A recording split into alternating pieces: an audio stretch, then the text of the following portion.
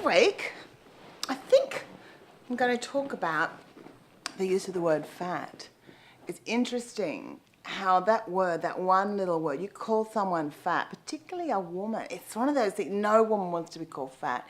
If you want to see a large woman disappear, like gone, you call her a fat bitch or something, boom, gone. It's a diminishing word. And I wonder why the whole political correctness thing still allows you to call someone fat as a derogatory comment. I mean, if you didn't like what someone had to say or didn't like, anything about them, and if you wanted to criticise them, for instance, and call them a moron, if they were disabled, you couldn't call them a disabled moron, or if they were, Indigenous, you couldn't call them a black moron, and neither should you.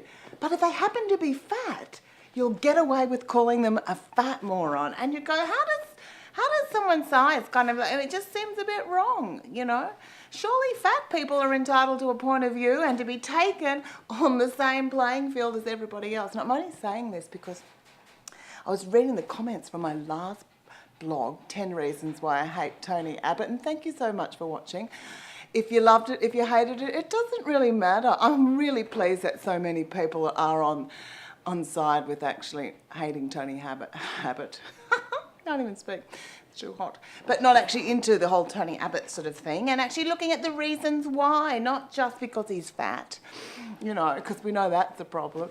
And what was interesting as I read the kind of disparaging comments from the people that clearly didn't like what I had to say, that very often when they referred to me as that fat moron. If you're going to insult me, just call me a moron. You don't need to call me a fat moron or, that fat bitch or something. But I noticed it was a kind of a thing. I thought, why would you do that? Doesn't that just sort of somehow negate what you're saying? Doesn't that say more about you than it does about me? That you have this kind of view that only certain types of women should be allowed to speak and that fat women should shut the fuck up, because clearly they're not only subversive in their body shapes, they're subversive in their thinking.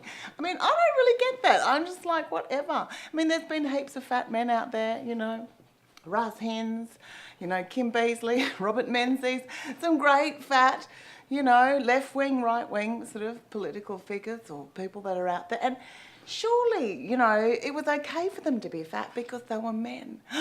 There I am, being a feminazi again. That was another comment that someone put, which was kind of funny, which kind of goes with the fat thing, that somehow part of the aberrant thing about being fat is about being a feminist Nazi, which is kind of weird because the two words kind of go against each other. And generally the people who call you a Nazi are probably more closely aligned with the politics of the aforementioned Nazis than the person that they're trying to disparage.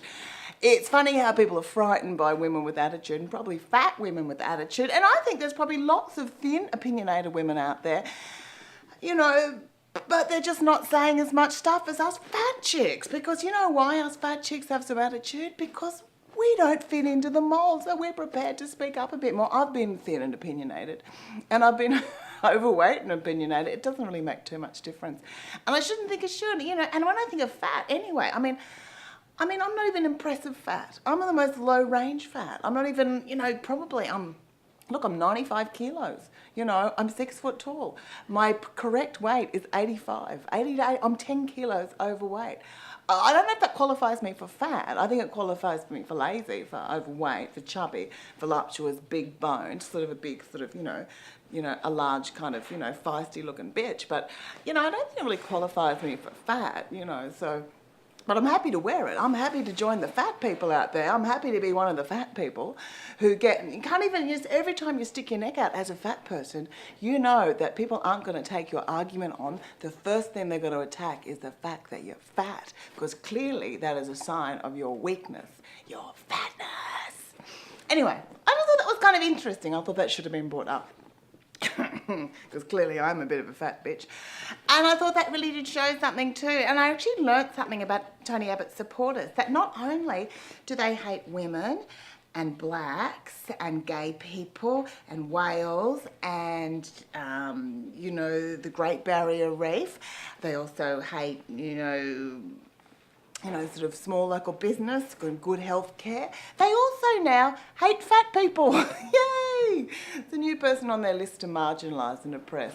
Good work, Abbott supporters. Hope you enjoy the future you carve out.